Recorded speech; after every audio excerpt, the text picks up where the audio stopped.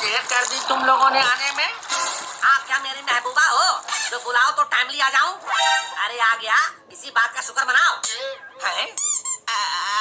ठीक है ठीक है। नाराज काहे हो रहा है बे? वैसे साहब, ऐसी खतरनाक बाढ़ के समय क्लास लेने का विचार आपको किस नीच और घटिया इंसान ने दिया है? ये कैसी बातें कर रहा है बे? तल के हकलाने से तो यही पता चलता है कि वो नीच और घटिया इंसान तल ही है, जिसको बाद में क्लास लेने की खुदली हो रही है। क्यों तल, सही कहा ना मैंने? हाँ हाँ, तुम लोगों का क्लास लेने का विचार तो मेरा ही था। एक बात बताओ गुरुदेव, इतने दिनों तक हमें पढ़ाकर आपने कौन सा घंटा बजा दिया जो आज सिर हिलाने आ गए? इतने दिनों तक पलकर जब कुछ नहीं हुआ तो फिर आज एक दिन में हम कौन सा अबतल बन जाएंगे? देखो बेटा राजू बबलू, तुम लोग गुस्सा मत करो। अभी तुम्हें पढ़ाई का महत्व तो समझ में नहीं आया है, इसलिए ऐसा कह रहे हो। ये कैसी बकलोल पंथी कर रहे हो सर? अगर हमें पढ़ाई का महत्व तो नहीं पता होता तो हम स्कूल ही क्यों आते? हमें तो गुत्ता इस बात का है कि हमें पानी में तैर कर लाना पड़ा। अरे बेटा, हमारे देश में ऐसे कई लोग हुए हैं जो बचपन में बहुत कठिनाई से पढ़ाई किए थे। अपने लाल बहादुर शास्त्री जी तो गांव से दूर पैदल ही स्कूल जाते थे और उन्हें तो रास्ते में पानी तैरकर भी पार करना होता था। अच्छा? हाँ, अपने राजेंद्र प्रसाद स्ट्रीट लाइट में पढ़ाई करते थे। विवेकानंद, कलाम साहब जैसे महानुभावों का बचपन बहुत कठिनाई से गुजरा है। अत्ता, इसने भी इतिहास में कुछ बड़ा किया है। उसने मुश्किलों का सामना डटकर किया है। क्या आप भी लाइफ में कुछ बड़ा करना चाहते होगे? हाँ हाँ, मैं भी चाहता हूँ कुछ बड़ा करूँ। इसीलिए तो आज जब देखा कि हर जगह पानी भरा है तो भी मैं नाव पर पढ़ाने आ गया। नाव पर सवार होकर तो आ गए, लेकिन पीछे छेद वेद तो चेक कर लिए हो ना सर? ये क्या बकवास कर रहा है बे? मैं नाव के छेद की बात कर रहा हूँ, उस छेद की नहीं जो आप समझ रहे हो। वो तो सबको रहता ही है, वरना जो ऊपर से ठूसते हैं वो निकलेगा किधर से? हाँ हाँ, सब चेक कर लिया है।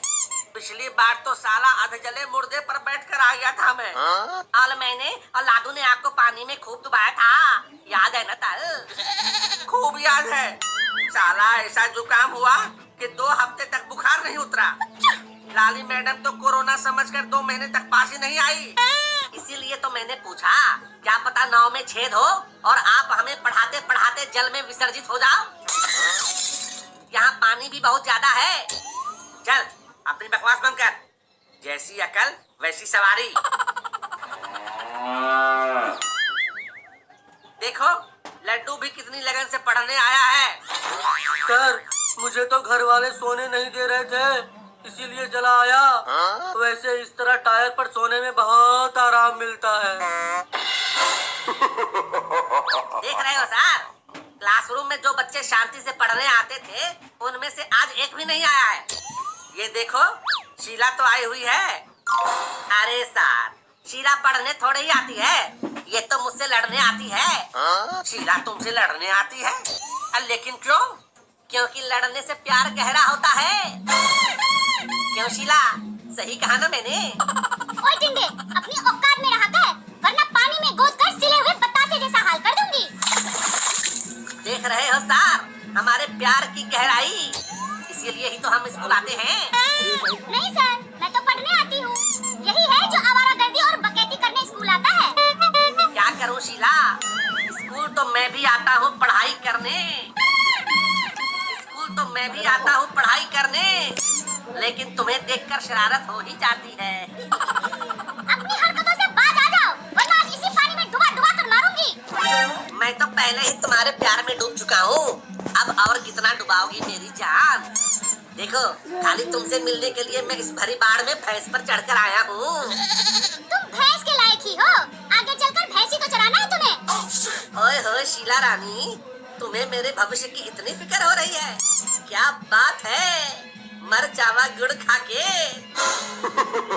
अरे जुआ, तुम अपना मुंह बंद करता है कि नहीं रे? नहीं करूँगा। हिम्मत है तो आकर मार कर दिखाओ। आज पानी इतना है इसीलिए बच गया तू, वरना अभी आके सोड़ देता। सर, इन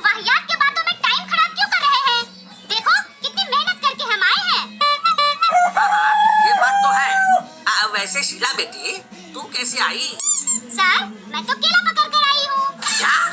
हाँ, इस बार कुछ नहीं मिल रहा था तो मैंने 3-4 केले एक साथ पकड़ी और आ गई। अरे मेरे रहते तुम किसी और का केला पकड़ कर कैसे आ सकती हो? मैं किसी और का नहीं, अपना केला पकड़ कर आई हूँ। अपना केला?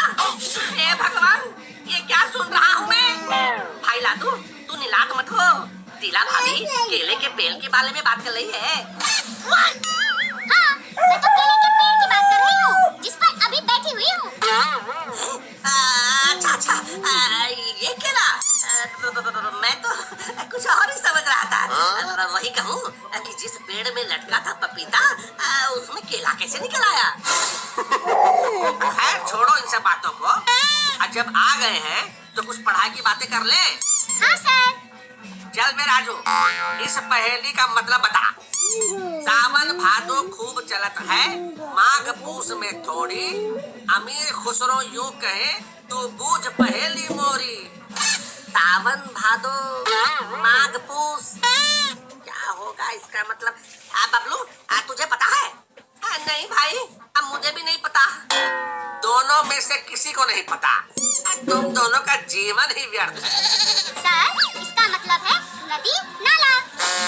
सावन भादो में इनमें पानी खूब रहता है और माघ पूस में कम। शाबाश शीला बेटी, शाबाश। सीखो रे नालायक, कुछ सीखो इससे। नदी नाला तो मैं भी बता सकता था, लेकिन मुझे ये नहीं पता था ना ये सावन भादो क्या है। किसी नए आइटम का नाम है क्या? अरे नालायक, ये हिंदी महीनों के नाम है। तुम्हारा जीवन तो सच में व्यर्थ है।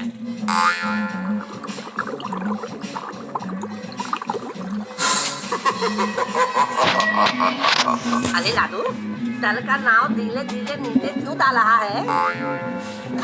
अरे सर, आपके नाव में तो छेद निकला, उसमें पानी भर रहा है।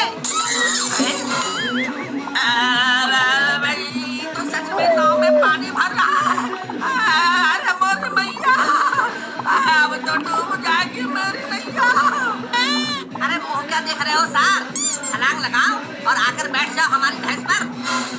अरे मुझे तैरना नहीं आता, अब क्या करूं मैं?